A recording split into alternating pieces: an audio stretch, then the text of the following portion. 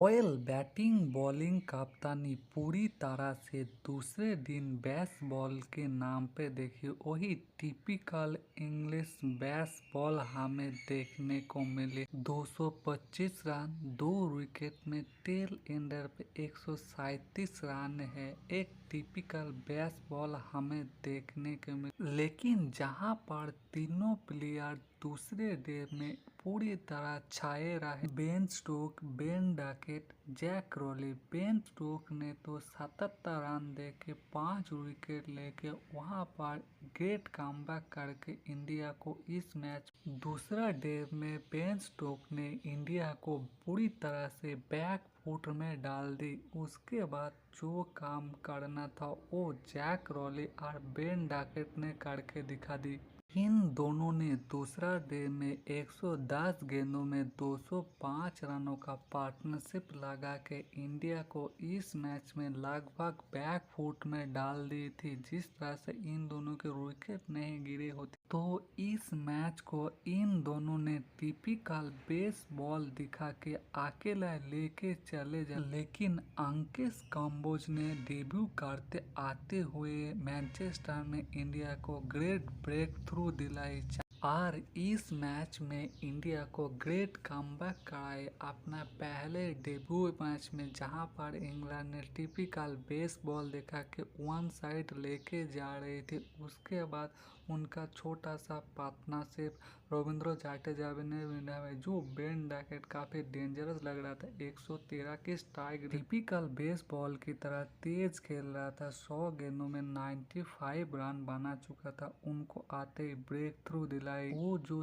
तेज run बनाते हुए baseball ने इंडिया को पूरी तरह डोमिनेशन कर रहे थे। आते ही अंकित कंबोज और रविंद्र जाडेजा ने ब्रेक थ्रू दिलाई और इंग्लैंड की तेज बेसबॉल के ऊपर थोड़ी देर के लिए रोक लगाई, परंतु हमारा गेंदबाजों ने काफी डिसअपॉइंट की। जिस तरह से ओवरसीज क्लाउडी कंडीशन होने के बाद भी नए गेंद पे वो सीम स्विंग नहीं ला पाए, लेकिन यही क्लाउडी ओवरकास्ट कंडीशन में इंग्लैंड की गेंदबाजों ने 30 ओवर गेंदबाज पुराना गेंद से गेंदबाजी करते हुए अपने गेंद पे वो सीम स्विंग लाई, जो हमारा गेंदबाजों ने नए गेंद क्लाउडी कंडीशन होने के बाद उतना सीम स्विंग नहीं ला पाई।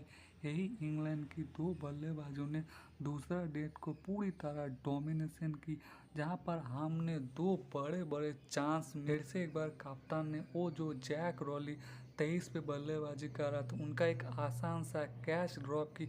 उसके बाद जैक रॉली ने जो पनिशमेंट की 84 रनों का एक धुआंधार 90 की स्ट्राइक रेट से बल्लेबाजी करके और हमें काफी ट्रबल पे डाल के चले गए। फिर और एक बहुत बड़ा गलती दूसरा डे में हमने कर डाली। वो जो बेन डकेट 100 की स्ट्राइक रेट से 95 रनों का एक वो जो 112 की स्ट्राइक रेट तेज खेलते हुए एक टिपिकल वो जो बेसबॉल वाला पारी खेल के गए, वहां पर हमने वो जो इनका एक रन आउट करने का बहुत बड़ा चांस हमने जो मिस की। केएल राहुल ने जब वो 30 पे बल्लेबाजी, तब बुमराह की गेंद पे उनको एक रन आउट करने का 30% चांस थे। उन्होंने उस आसान सा चांस को केएल राहुल ने मिस की। उसके बाद आपने देखा होगा डकेट ने किस तरह से हमें पनिशमेंट की और हमारा वो छोटा छोटा दो कैच ड्रॉप के कारण इस मैच में, जहां पर हमारा गेंदबाजों ने काफी स्ट्रगल की, क्राउली ओवरकास्ट कंडीशन में सीम स्विंग नहीं ला पाए, दो जो आसान सा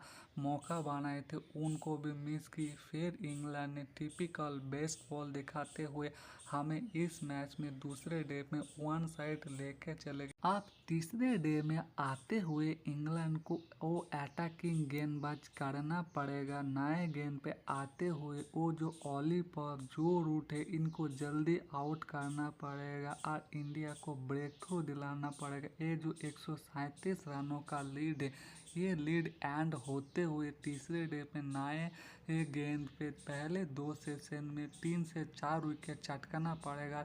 इस मैच में ग्रेट कमबैक करना पड़ेगा। तीसरे डे पे पहले सेशन में आते हुए नए गेंद से इंडिया को वो एग्रेसिव गेंदबाजी करना पड़ेगा। जसप्रीत बुमराह, मोहम्मद सिराज को वो जिम्मेदारी लेना पड़ेगा। ये जो 2 नॉट आउट सेट बल्लेबाज आ रहे, इनको जल्दी आउट करके ब्रेक थ्रू दिलाना पड़ेगा, वो जिम्मेदारी लेना पड़ेगा। और दूसरे इनिंग्स में हमारे बल्लेबाजों को जिम्मेदारी लेना पड़ेगा जो पहले इनिंग्स में नहीं कर पाए। आज दूसरा डे का शानदार स्टार्ट करने के बाद जिस तरह से जल्दी थोड़ा सा रविंद्र जडेजा ने अपना विकेट गंवा के गया, अच्छा खेल रहा था, 40 गेंदों में 20 रन बना के गया। फिर शार्दुल ठाकुर में एक बेहतरीन पारी खेला, उन्होंने 80 गेंदों में 41 रनों का पारी खेला। परंतु इन लोगों को ये सीखना चाहिए था, जिस तरह से ऋषभ पंत इंजुरी होने के बाद कराते हुए टेचर पे सोते हुए जाने के बाद आते हुए जो कमाल का बल्लेबाजी किया। परंतु वही हमारा टेल एंडर पिछले 4 मैचों की तरह इस मैचों में 12 रनों पे 4 विकेट दे के फिर से एक बार फेल होके चला गया, जहां पर इन लोगों को पंत से सीखना चाहिए था। जिस तरह से इंजुरी आने के बाद भी 75 गेंदों पे 56 का एक धुआंधार पारी खेल रहा था। जिस तरह से उनकी इंजुरी पे इंग्लैंड के गेंदबाज लगातार अटैक कर रहा, फिर भी अपना हिम्मत को ना गवाते हुए अपने टीम के लिए क्रूशल मूवमेंट कमाल का बल्लेबाजी करके गया और एक 56 रनों का धुआंधार पारी खेल के। वही वाशिंगटन सुंदर ने बहुत ज्यादा टाइम ले लिया, 90 गेंद खेलने के बाद सिर्फ 27 रन बनाए, जहां पर उनको 70 या 80 का एक बड़ा पारी खेलना चाहिए, परंतु पूरी तरह फेल होके गया। उसी के साथ हमारा टेल एंडर ने भी वो जिम्मेदारी नहीं ले पाया। फिर से एक बार चौथी टेस्ट में मैनचेस्टर में 12 रनों के अंदर 4 विकेट गंवा के गया और इंडिया 360 पे पूरी तरह ऑल आउट। आप कप्तान गिल को वो जिम्मेदारी लेना पड़ेगा एज अ बल्लेबाज, एज अ कप्तान। तीसरे डे में आते हुए वो एग्रेसिव कप्तानी करना पड़ेगा, विकेट लेने के लिए जाना पड़ेगा,